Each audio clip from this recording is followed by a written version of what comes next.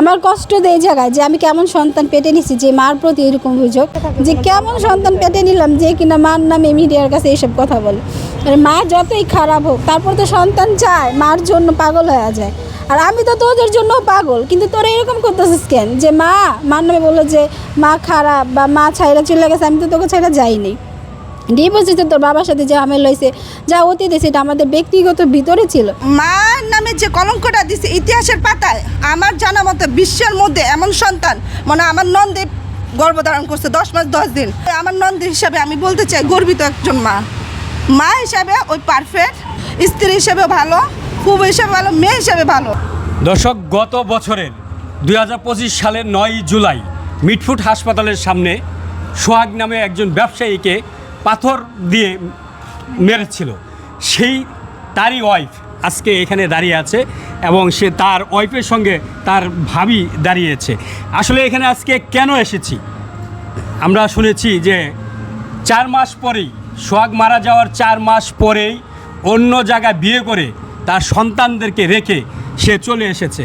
আসলে এই কথাটুকু কতটুকু সত্য, তার গর্ভেরই সন্তানরাই বলেছে 4 মাস পরে আমার মা বিয়ে করে অন্য জায়গায় চলে গেছে। আসলে কি ঘটনা সত্য কিনা সেটা জানতেই আজকে তার মুখোমুখি হয়েছি। আসসালামু আলাইকুম। ওয়ালাইকুম আসসালাম। কেমন আছেন? আলহামদুলিল্লাহ ভালো আছি। আচ্ছা, এই যে আপনার স্বামী 1 বছর আগে ঠিক 9 তারিখে মারা গেছে, জি, আজকে 13 তারিখ। জি, তো এই 4 মাসের মাথায় কেন আপনি বিয়ে করে সন্তান রেখে চলে আসলেন? এটা একদম ভুল কথা। আমি আমার সন্তান ছাইরা 4 মাস পর আহিনি। আমি 2 মাস হয়েছে এই বাসায় আসছি। আমি কোরবানির কিছুদিন আগে আসছি বাসায়। আমার শরীর ভালো ছিল না এই কারণে।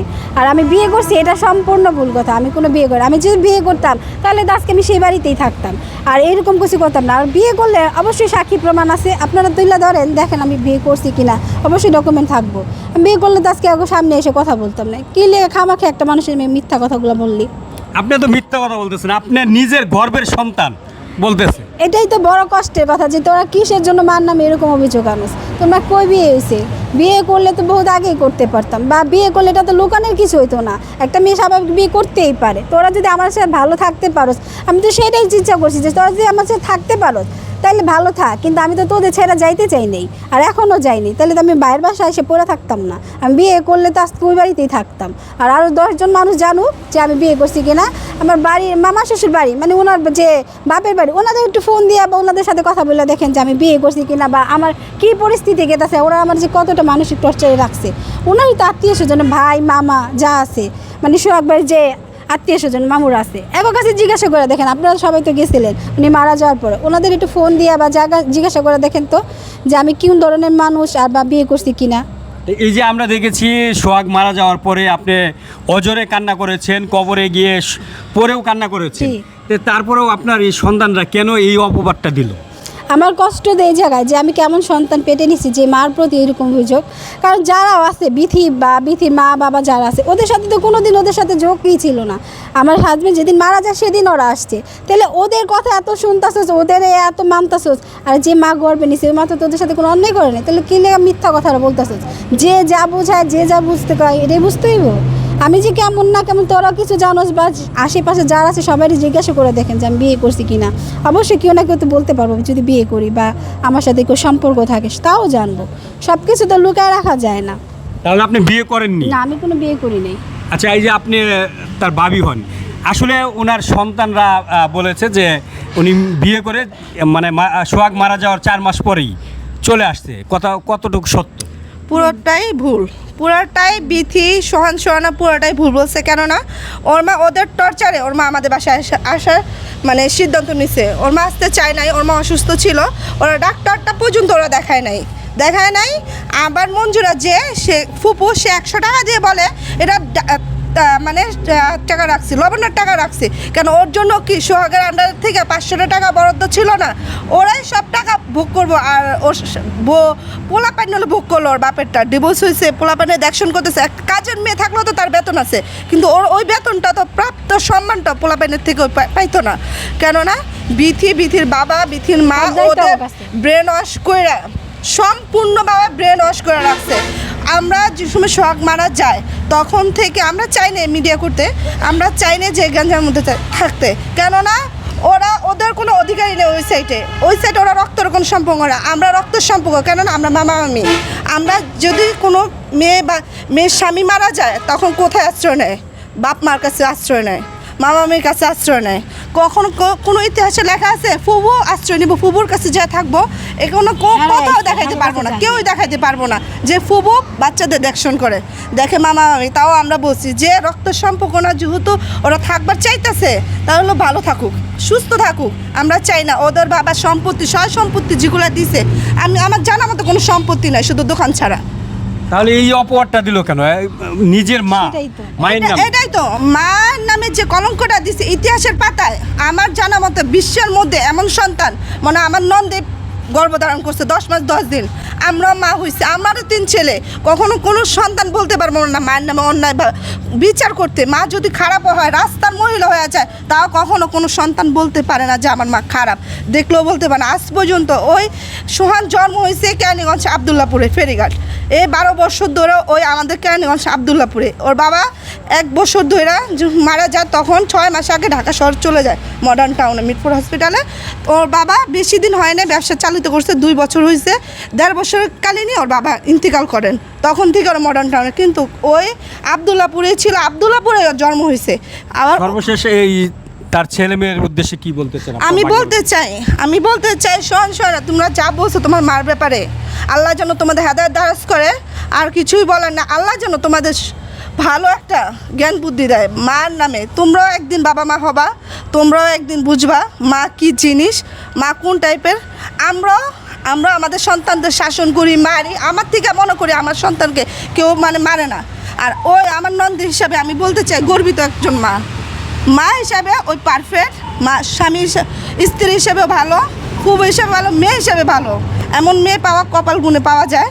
আমি মনে করি সোহানা, তুমি তোমার মাকে হারায় খুবই ভুল একটা সিদ্ধান্ত নিছো, কারণ এমন মা পাওয়ার জন্য যোগ্যতা লাগে, কপাল লাগে, সবই লাগে আমি মনে করি। আচ্ছা দর্শক, আসলে এই মা কিন্তু কান্না করতেছেন। কতটা জানি না তাদেরকে কিভাবে ম্যানিপুলেট করেছে, তাদেরকে কিভাবে রেখেছে, মায়ের নামে বদনাম করছেন, নিজের গর্ভে ধারণ করে 20 বছর যার সঙ্গে সংসার করেছে, সেই নিজের এক গর্ভের সন্তান মিথ্যা কথা বলেছে যে আমার মা বাবা মারা যাওয়ার পরেই 4 মাস পরে বিয়ে করে অন্যত্র চলে গেছে। আসলে সে অন্যত্র চলে যায়নি, নিজের বাবার বাড়িতেই আছেন এবং স্টিল নাও এখানেই আছেন, সে কোথাও যায়নি। আপনি তো একজন মা, এই যে সন্তান যে অপবাদ দিল, আপনি ডিভোর্সি, আসলে আপনাদের সংসারে আগে কি হয়েছিল সেটা তো মানুষ জানতো না, এখন তো এই যে সারা বিশ্ববাসী জেনে গেল। আপনার কাছে কেমন লাগছে এই বিষয়টা একটু বলুন। এই বিষয়টা তো বোঝার মতন, আপনারা বোঝেন যে একটা মানুষের নামে যদি মিথ্যা কথা বলে, ঠিক আছে না, ডিভোর্সই ঠিক আছে, কিন্তু এটা যদি সবার কাছে প্রচার করে সন্তান বলে, তাহলে হচ্ছে বেশি কষ্ট আর কিছু নাই, ঠিক আছে। মা হিসাবে আমার মরে যাওয়া উচিত, কারণ যেই সন্তান মার নামে এরকম কথা বলে তার আর কিছু কষ্টের হয় না। যে কেমন সন্তান পেটে নিলাম যে কিনা মার নামে মিডিয়ার কাছে এইসব কথা বলে। মানে মা যতই খারাপ হোক, তারপর তো সন্তান চায়, মার জন্য পাগল হয়ে যায়। আর আমি তো তোদের জন্য পাগল, কিন্তু তোরা এরকম করতেছিস কেন যে মার নামে বললো যে মা খারাপ বা মা ছাইরা চলে গেছে, আমি তো তোকে ছাইরা যাইনি। ডিভোর্স দিতে তোর বাবার সাথে যে ঝামেলা হয়েছে, যা অতীত সেটা আমাদের ব্যক্তিগত ভিতরে ছিল, তারা মিডিয়ার কাছে কি লেগে এরকম কথাগুলো বললি, আজকে তো ওদের জন্য আজকে এইসব কথা ভিতরের কথা বলতে হইতাছে। সর্বশেষ এই যে দেশবাসী যে ভুলটা জেনেছে, আপনার বিয়ে হয়েছে, ডিভোর্স হয়েছিল, আসলে ডিভোর্স হওয়ার পরেও তো আপনারা সংসার করেছেন। হ্যাঁ, ডিভোর্স হওয়ার পরে যখন যে মাসে উনি ডিভোর্স দেয় তার 1 মাস পরে আবার আমার বাসায় এসে এখান থেকে নিয়ে যায়, আমার এখান থেকে নিয়ে যায়। আমার বলে যে সোহানার তো মা উনি যে এত কষ্ট দিছে বা ডিভোর্সে, তারপরেও কিন্তু বুঝছে যে একটা মারে খুবই দরকার একটা সন্তানের জন্য। এই কথা বলে আমার নিয়ে গেছে যে তোমার ছেলে মেয়ে তো তোমার লেগে পাগল, বা ওদের তো আমি তো বাবা হিসাবে মার কর্তব্যটা পালন করতে পারবো না। একটা বাবা তো বাইরের শূন্য, কিন্তু ভিতরে তো মার এই দরকার পড়ে। এই যে দেশবাসী যে ভুলটা জানলো, এই দেশবাসীর উদ্দেশ্যে সর্বশেষ কি বলতে চান? দেশবাসীর উপরে সর্বশেষ এটাই বলতে চাই যে মানুষটি অযথা না জেনে কেউ কমেন্ট করে না, যার যার বিষয় যার যার ব্যাপার সে জানে। তো একটা মা শুধু সন্তান ছেড়ে যেতে চায় না, স্বামীর সাথে ঝামেলা করে চলে যায়, যে কোনো কারণে যায়, কিন্তু এত বড় ছেলে মেয়ে থেকে কোনো মা যাইতে চায় না। আর যখন ওর বাবা নাই, তাহলে তো আমি আরও চামো যে আমার ছেলে মেয়ের দুটো নিয়ে আমি আগলায় রাখতে। তো ছেলে মেয়ে থাকে তো আমি আইতে চাইনি। ওরা চায় যে যারা বাসায় আছে, ফুপু আছে, ভাই বোন আছে, ওরাই মনে হয় জীবনের ভবিষ্যতে সবাই আগলায় রাখবো, কিন্তু মার চেয়ে কেউ বেশি পারে না। আমি তোকে ছাড়া আইতেও চাই না, এখনও চাই তো করে নিয়ে যেভাবে বাঁচতে হয়, কম পারি ভালো পারি খাই যা পারি সব ওইভাবেই থাকতে, কিন্তু ছেলেমেয়েরা বুকেতে হারাইতে চাই না।